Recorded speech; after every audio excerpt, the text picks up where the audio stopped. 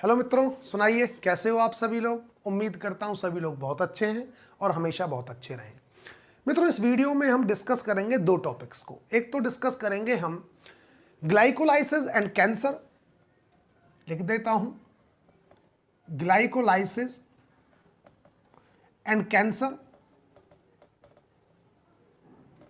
और एक डिस्कस करेंगे हम मिल्क इंटॉलरेंस। ग्लाइकोलाइसिस और कैंसर में हम ये देखेंगे ग्लाइकोलाइसिस और कैंसर में क्या रिलेशन है,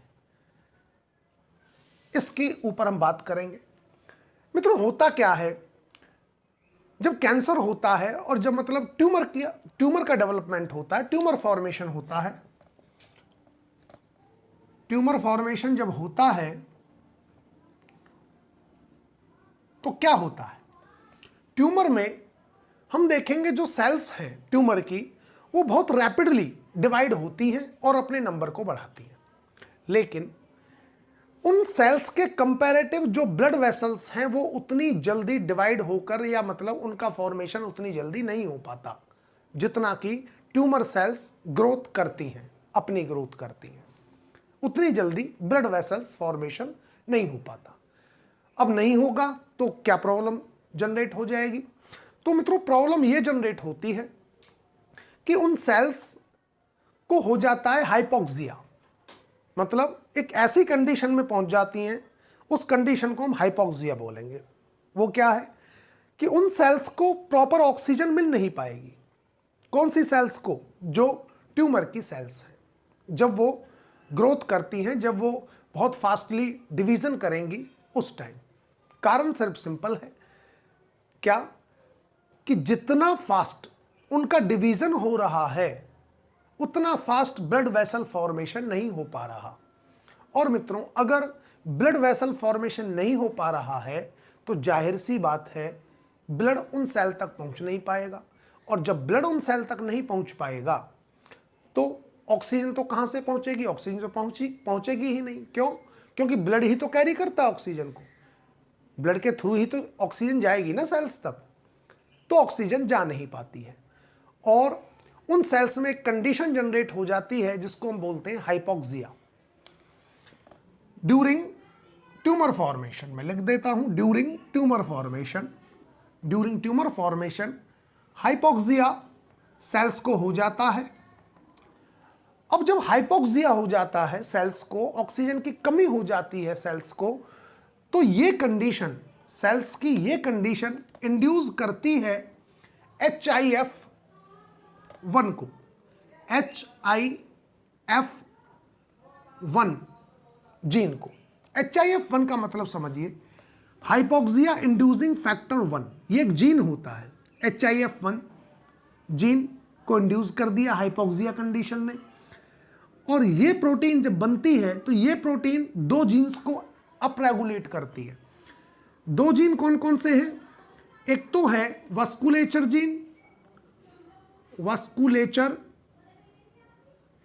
जीन, और एक होता है मित्रों ग्लूट जीन।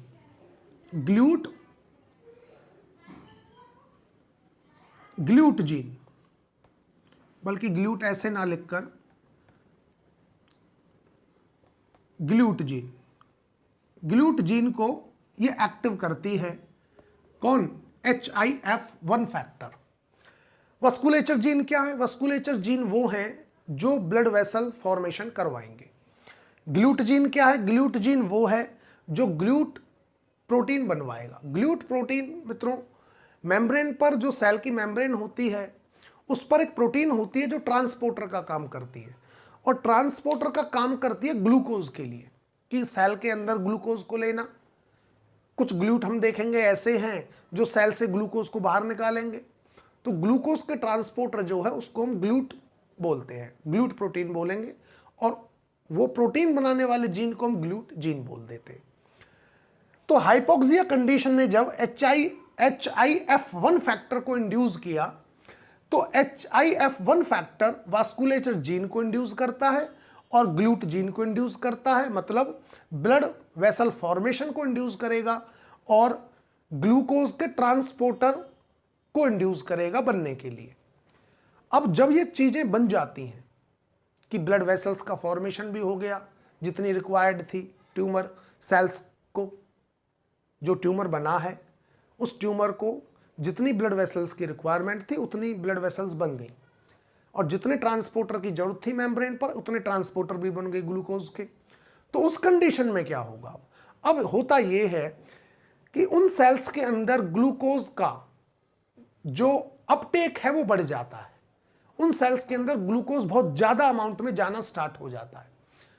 और सीधी सी बात है, जब सेल के अंदर ग्लूकोज चला जाएगा तो ग्लूकोज सेल में जा किस लिए रहा है, ग्लूकोज जा रहा है ग्लाइकोलाइसिस के लिए। भाई ग्लूकोज सेल में चला गया, सेल तुरंत उसको क्या करेगी, तुरंत चेंज कर देगी उसको किस में, पोलर में या नॉन पोलर में, उसको चेंज कर देगी वो किस में, पोलर मॉलिक्यूल बना देगी वो। शुरू में तो वो नॉन पोलर होता है, पोलर मॉलिक्यूल बना देगी, उस पर फॉस्फेट लगा देगी, बन गया वो पोलर। बात समझ में आई। तो अब उस ग्लूकोज को केवल कहां पर जाना है, ग्लाइकोलाइसिस के अंदर जाना है। तो ये है ग्लाइकोलाइसिस और कैंसर, कि कैसे कैंसरस सेल्स में ग्लाइकोलाइसिस जो है वो अपरेगुलेट हो जाता है, बहुत ज्यादा अमाउंट में होने लगता है। बात समझ में आई। ठीक है मित्रों, उम्मीद है सारा मामला समझ में आया कि कैसे सेल्स के अंदर हाइपोक्सिया कंडीशन जनरेट हुई, कैसे हाइपोक्सिक कंडीशन ने इंड्यूस किया HIF1 जीन को, और HIF1 ने कैसे इंड्यूस किया वस्कुलेचर जीन और ग्लूट जीन को। अब आते हैं मित्रों हम मिल्क इंटॉलरेंस पर। मिल्क इंटॉलरेंस दूसरा जो टॉपिक है वो ये है, मिल्क इंटॉलरेंस।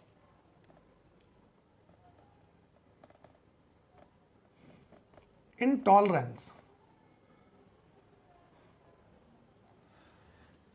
मित्रों, मिल्क इंटॉलरेंस से मतलब ये है कि आपने देखा होगा कुछ लोग ऐसे होते हैं कि जब वो दूध पीते हैं, जब भी वो दूध लेते हैं तो उनको थोड़ी सी प्रॉब्लम होने लग जाती है, गैस्ट्रोइंटेस्टिनल प्रॉब्लम हो जाती है, बहुतों को डायरिया होने लग जाता है, ठीक है ना, प्रॉब्लम्स जनरेट हो जाती है। तो वो प्रॉब्लम्स क्यों होती हैं, और उन प्रॉब्लम्स को जब ऐसी प्रॉब्लम होती हैं उन्हें, तो हम उस चीज को बोलते हैं मिल्क इंटॉलरेंस। मित्रों ये तो आपको पता है कि मिल्क के अंदर कौन सी शुगर मौजूद होती है, मिल्क के अंदर होती है लैक्टोज शुगर। मिल्क के अंदर लैक्टोज शुगर होती है। लैक्टोज शुगर ही मिल्क के टेस्ट को स्वीट बनाती है। जो दूध पीते हैं, जब दूध हमें जो थोड़ा मीठा मीठा लगता है वो लैक्टोज शुगर की वजह से लगता है। लैक्टोज शुगर का मेटाबॉलिज्म कहलाता है लैक्टोसेमिया। तो ड्यूरिंग लैक्टोसेमिया,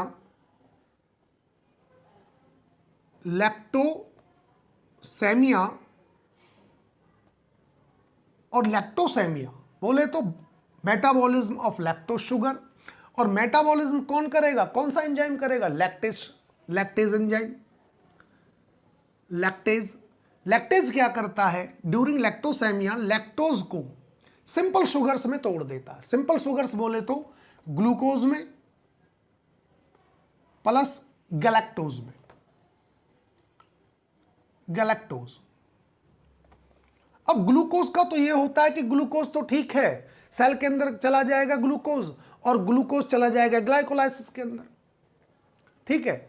और गैलेक्टोज का यह होता है कि बाद में गैलेक्टोज जो सिंपल शुगर्स हैं इनका भी मेटाबॉलिज्म होगा। ग्लूकोज का मेटाबॉलिज्म होगा थ्रू ग्लाइकोलाइसिस, और गैलेक्टोज का मेटाबॉलिज्म होता है थ्रू लुईस लिलॉयर पाथवे। मैं बताऊंगा लुईस लिलॉयर पाथवे क्या है। तो इस तरह से कॉम्प्लेक्स शुगर सिंपल शुगर्स में टूटती है with the help of lactase enzyme during lactosemia, बोले तो during metabolism of lactose sugar.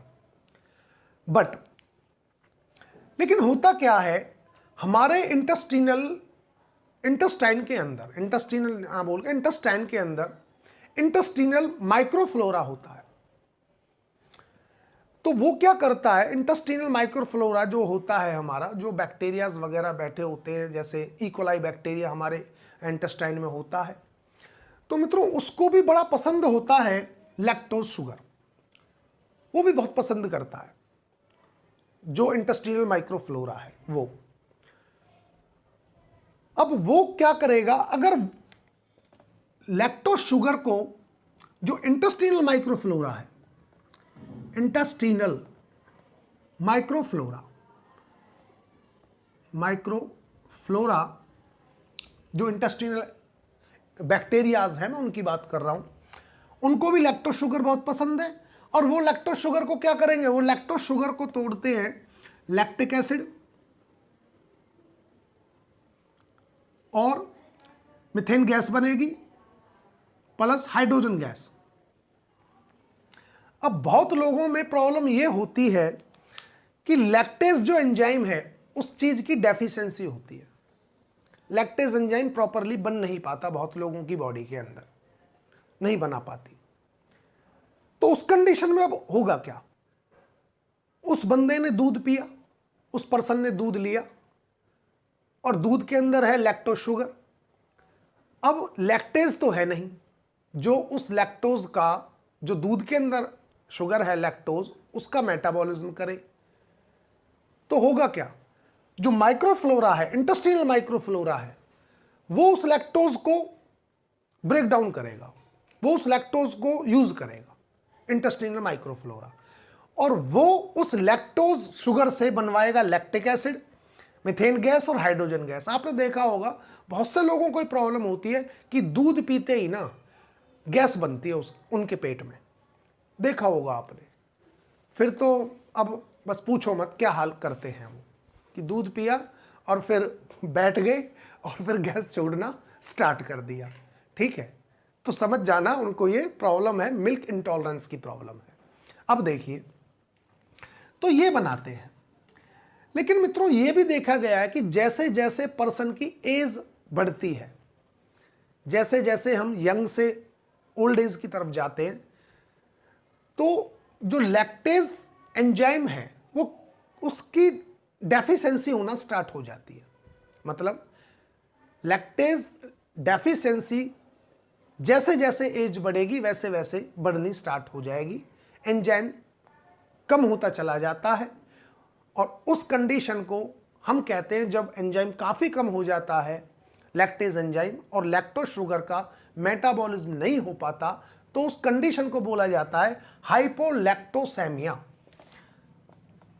हाइपोलैक्टोसेमिया। तो क्या हुआ, during old age lactose deficiency हुई और उस पर्सन को हाइपोलैक्टोसेमिया हो गया। मतलब लैक्टोज का अब मेटाबॉलिज्म कम हो गया है, और जब मेटाबॉलिज्म कम हो गया है, लेकिन मिल्क में तो लैक्टोज शुगर है, अब लैक्टोज का अगर उस बंदे के एंजाइम ने जो लैक्टेज है वो तो है नहीं, वो तो मेटाबॉलिज्म कर नहीं पा रहा, तो क्या जो इंटेस्टिनल माइक्रोफ्लोरा है वो लैक्टोज शुगर को यूज करेगा, वो लैक्टोज शुगर का मेटाबॉलिज्म करेगा इन सारी चीजों में, और लैक्टिक एसिड बनवाएगा, गैसेस बनवाएगा। गैसेस बनवाएगा तो गैस का हाल तो आप जानते ही हो कि फिर वो बंदा कैसी कैसी रिएक्शंस करेगा, ये आप जानते हो। ठीक है, लेकिन मित्रों हम देखेंगे, हमने ये तो देख लिया कि ग्लूकोज का मामला जो है, ग्लूकोज का जो मेटाबॉलिज्म है, जो ग्लूकोज एक सिंपल शुगर बनी after metabolism of lactose sugar, उसका मामला तो ग्लाइकोलाइसिस से निपट जाता है। मतलब ग्लूकोज का मेटाबॉलिज्म ग्लाइकोलाइसिस के थ्रू हो जाता है। गैलेक्टोज का मामला देखिए, गैलेक्टोज में क्या है, गैलेक्टोज जो है, गैलेक्टोज का मेटाबॉलिज्म जो होता है वो होता है मित्रों लुईस लिलोयर पाथवे से। गैलेक्टोज का, गैलेक्टोज, तो गैलेक्टोज चेंज होता है गैलेक्टोज 1 फॉस्फेट के अंदर। गैलेक्टोज 1 फॉस्फेट फिर चेंज होता है ग्लूकोज 6 फॉस्फेट के अंदर। ग्लूकोज 6 फॉस्फेट के अंदर, और ग्लूकोज 6 फॉस्फेट आगे ग्लाइकोलाइसिस में इजीली चला ही जाएगा, ग्लाइकोलाइसिस आपने की है। अब बात ये आती है कि जो गैलेक्टोज है, गैलेक्टोज से गैलेक्टोज 1 फॉस्फेट किस पाथवे से बनता है, तो वो बनता है मित्रों Luis Leloir pathway. Leloir pathway.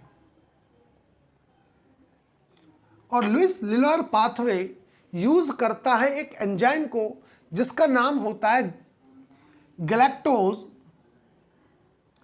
1-फॉस्फेट uridyl transferase.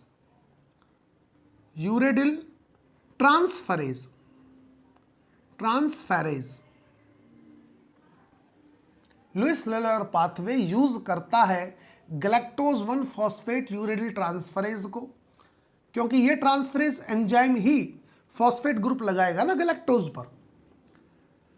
But कुछ बंदों के अंदर जो जीन होता है गैलेक्टोज 1-फॉस्फेट यूरेडिल ट्रांसफरेज को बनवाने वाला, वो म्यूटेट हो जाता है। म्यूटेट का मतलब है वो नॉन फंक्शनल हो जाता है, वो काम करना बंद कर देता है, उसमें रिसेसिव म्यूटेशन हो जाती है।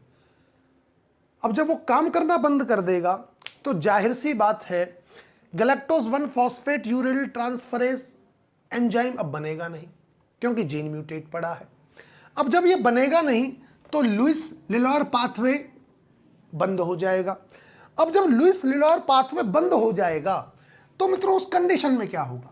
उस कंडीशन में यह होगा कि जो गैलेक्टोज शुगर है ये सेल के अंदर इकट्ठा होती रहेगी। जब गैलेक्टोज शुगर सेल के अंदर इकट्ठा होती रहेगी, कंसंट्रेट होती रहेगी, तो हम देखेंगे इस गैलेक्टोज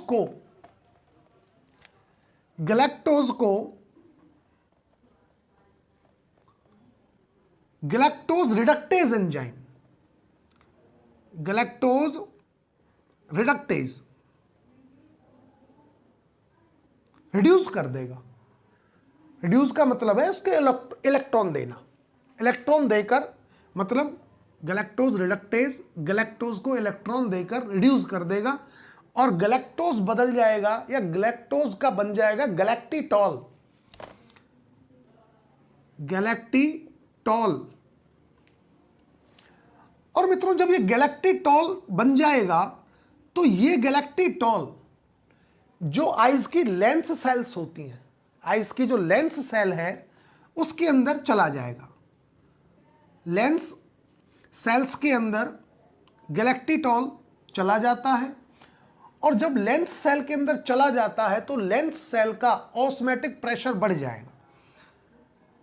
इंक्रीजेस ऑस्मैटिक प्रेशर।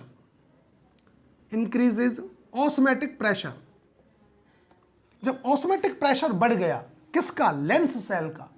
तो लेंस सेल क्या करेगी? लेंस सेल वाटर को एब्जॉर्ब करेगी अपने अंदर। लेकिन कब हुआ? ये तब हुआ जब गैलेक्टोज का मेटाबॉलिज्म नहीं हुआ due to a gene mutation. और वो जीन म्यूटेशन कौन थी? कौन से जीन के लिए थी? वो थी गैलेक्टोज 1-फॉस्फेट यूरेडिल ट्रांसफरेज के लिए। तो लुइस लिलॉयर पाथवे बंद हो गया और गैलेक्टोज इकट्ठा होने लगा। अब गैलेक्टोज जब इकट्ठा होने लगा तो गैलेक्टोज जब लेंस सेल में इकट्ठा होने लगता है तो गैलेक्टोज रिड्यूस होकर गैलेक्टिटॉल बना देता है और गैलेक्टिटॉल उस सेल का, उस लेंस सेल का ऑस्मैटिक प्रेशर बढ़ा देगी। अब ऑस्मैटिक प्रेशर बढ़ जाता है जब किसी सेल का, तो सेल क्या करती है? सेल बाहर से वाटर को खींचेगी अपने अंदर। ऐसे ही लेंस सेल करती है। लेंस सेल वाटर को अपने अंदर लेती है और वाटर को अपने अंदर जब लेती है तो लेंस सेल के अंदर क्लाउडी अपीयरेंस बन जाती है आंख के लेंस के अंदर, और उस क्लाउडी अपीयरेंस की वजह से हो जाता है कैटरैक्ट। कैटरैक्ट बोले तो मोतियाबिंद। तो आपने देखा कि किस तरह से गैलेक्टोज रेस्पॉन्सिबल है कैटरैक्ट होने के लिए। और ये केवल कब हुआ? ये केवल तब पॉसिबल हुआ जब गैलेक्टोज मेटाबॉलिज्म नहीं हुआ। और ये भी आपको पता होना चाहिए कि गैलेक्टोज मेटाबॉलिज्म कब नहीं होता, ठीक है। और जो डिजीज है उसको हम बोलते हैं गैलेक्टोसेमिया। इस तरह की डिजीज को हम बोलेंगे गैलेक्टोसेमिया, और गैलेक्टोसेमिया में भी हम बोलेंगे हाइपोगैलेक्टोसेमिया। गैलेक्टोसेमिया या लैक्टोसेमिया तो मित्रों एक तरह से मेटाबॉलिज्म हो जाता है। अगर मैं बात करूं लैक्टोज शुगर के मेटाबॉलिज्म को तो लैक्टोसेमिया, और मैं अगर बात करूं गैलेक्टोज शुगर के मेटाबॉलिज्म को तो गैलेक्टोसेमिया। अब जिनमें जीन म्यूटेशन की वजह से ये मेटाबॉलिज्म रुक जाए तो मेटाबॉलिज्म क्या हो जाएगा, डाउन। तो उस कंडीशन को बोलेंगे हाइपोलैक्टोसेमिया, लैक्टोज शुगर के केस में, और गैलेक्टोज के केस में हम बोलेंगे हाइपोगैलेक्टोसेमिया। ठीक है मित्रों, उम्मीद है आपको समझ में आया है मिल्क इंटॉलरेंस कि कैसे ये जनरेट होती है, इसका जो रीज़न है, जो मिल्क इंटॉलरेंस के लिए रिस्पॉन्सिबल रीज़न है मेन, वो क्या है। ठीक है, तो 2 टॉपिक आपके फिनिश हो जाते हैं जो ग्लाइकोलिसिस से जुड़े हुए थे। बोले तो मेटाबॉलिज्म ऑफ ग्लूकोज से जुड़ा हुआ था, एक तो कैंसर एंड ग्लाइकोलिसिस और मिल्क इंटॉलरेंस। नेक्स्ट टॉपिक में मित्रों अब हम डिस्कस करेंगे regulation of oxidative pentose phosphate pathway. उम्मीद है आपको सब समझ में आया है। कोई प्रॉब्लम है तो कमेंट बॉक्स में आप लिखकर मुझे बताइए कि सर हमारे यहाँ से दिक्कत है, आप इसको बताइए। कोई और क्वेश्चन हो आपके माइंड में तो वो भी आप मित्रों मुझे बता सकते हो कमेंट बॉक्स में लिखकर। ठीक है मित्रों, फिर मिलते हैं नेक्स्ट वीडियो में, तब तक के लिए thank you so much. Okay bye मित्रों।